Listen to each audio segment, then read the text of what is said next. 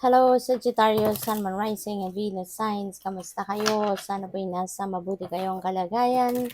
Welcome back po sa Star Tarot. At kung bago kayo rito, welcome din po kayo. Please subscribe, like, share my videos, and leave me a comment kung nakaresonate kayo. Thank you. So, Sag, pauna mensahe ninyo, we have the Page of Pentacles. Si Page of Pentacles, good news ito. Mayroon magandang balita, mayroong magandang impormasyon, no, na dadating. And this could be something that will caught you by surprise. Maaring hindi mo to inaasahan, no?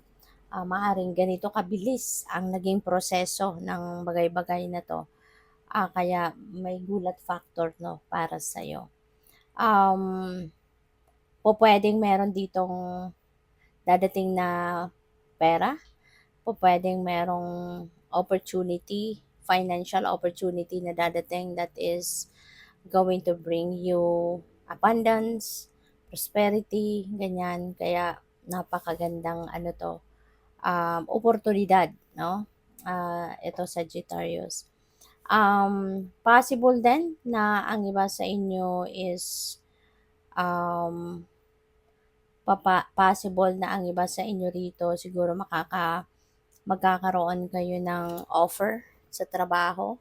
Kung meron kayong in-applyan na trabaho, maaaring ito yon, magkaka-offer ka na, mabibigyan ka na ng posisyon sa trabahong yan.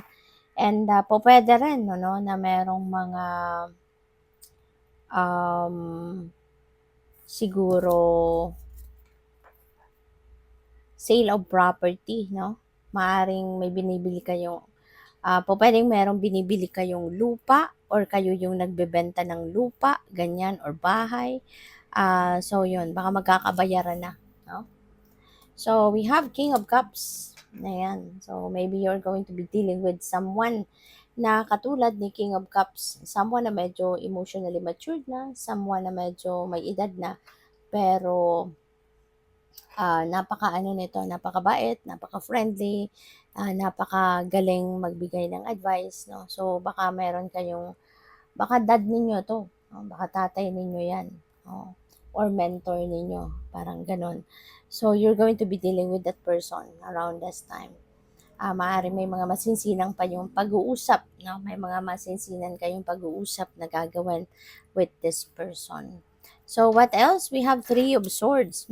Baka this is about love life, no? Ang pag-uusapan ninyo.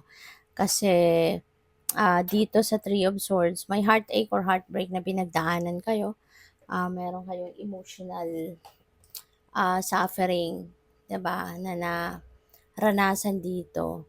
Pero parang kahit papaano nagsisikap na kayong mag-heal, 'di ba? Maaring natanggap niyo na din naman ang sitwasyon, pero yun nga, hindi madali para sa iyo yung paghilom ng sugat, no?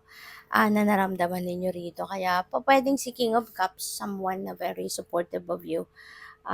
Maaaring siya yung makakatulong sa iyo, na baka siya yung laging karamay mo, 'di ba? Sa mga ganyang pagkakataon. Nandiyan siya para damayan ka. Nandiyan siya para gabayan ka, 'di ba? Palakasin ang loob mo. So, 'yun. Or pwedeng ano 'yun eh. Pwedeng spiritual counselor mo, advisor, ganyan, ano, na siya yung nagpapalakas ng iyong loob. So, by the way, maraming salamat for subscribing. And if you haven't subscribed yet, subscribe na kayo. And also, maraming salamat din for not skipping the ads. Malaking bagay yan sa akin. And also, please click the join button sa baba ng video kung gusto ninyo na mag-join kayo sa membership. So, we have Sweetheart, Sagittarius. Baka ang iba sa inyo may resulta ng may buntis at may resulta ng ultrasound. So, baka ganun ang ganap ng iba sa inyo. No? It's either ikaw yung buntis or ikaw yung asawa. Yung ganun. So, depende sa inyong sitwasyon. But yeah, you are welcoming a new baby, soon. So, good luck po sa inyo. So, we have readiness, yeah, and maybe you're getting ready. 'Di ba? Maaring naghahanda ka na. Baka malapit ng mga anak, no? kung kayong manganganak baka malapit na 'to kaya parang naghahanda ka na ng sarili mo, naghahanda ka na ng mga gamit ng baby, ganyan, or naghahanda ka na din at the same time ng pagiging parent, 'di ba? So, ngayon talaga magiging magulang ka na kasi pupuwedeng firstborn ninyo ito, 'no? Or kung kunyari ikaw din yung tatay, 'di ba? So, maaaring hinahanda mo na din ang sarili mo na, wow, magiging tatay ka na, 'di ba? Kaya maybe you are also getting ready for that.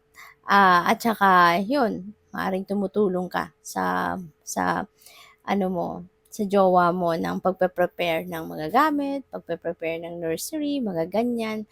So, congrats sa'yo. Or pupuwede rin 'no, na baka meron kang pinaghahandaang trabaho, 'di ba? Baka kayo ay bago sa trabaho, baka kayo ay magsisimula pa lang ng inyong trabaho. So, baka hinahanda mo din ang sarili mo sa pagpasok, 'di ba, sa bagong trabaho kasi this could be, a new job offer 'no, na kukunin mo sa ngayon. Kaya congrats sa'yo. We have imagination, ayan. So, for some of you, no, Sagittarius, maybe you are also trying to visualize kung ano yung sitwasyon na gusto mong ma-experience, sitwasyon na gusto mong maranasan, or sitwasyon na gusto mong ma-achieve, 'di ba? Pwedeng ganun. Possible din, no, Sagittarius, na ang iba sa inyo is going to um, maaaring bine-visualize mo din kung ano yung klase ng um,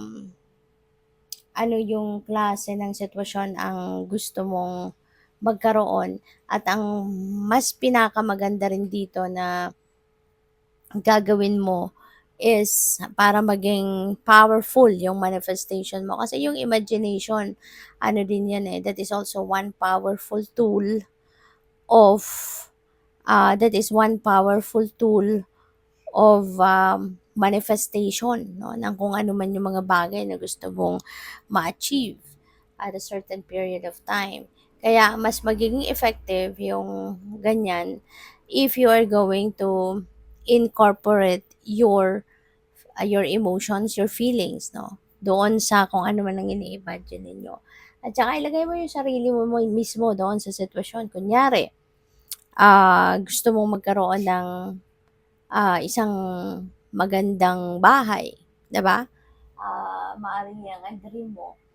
Then imaginein mo kung ano mismo yung itsura ng bahay na gusto mo magkaroon, kung ano gusto mong bahay na gusto mong i-build, imaginein mo 'yan, then ilagay mo yung sarili mo doon, yung katawan mo doon mismo sa bahay na yun na ini-imagine mo, as if ini-enjoy mo na yun, nakatira ka doon, ini-enjoy mo, at lagay mo yung emotion mo, 'di ba? Kung gaano ka kasaya na you are already living your dream, 'di ba? Yung parang totoo na nangyayari na ini-enjoy mo na yung bahay, na dun ka na nakatira.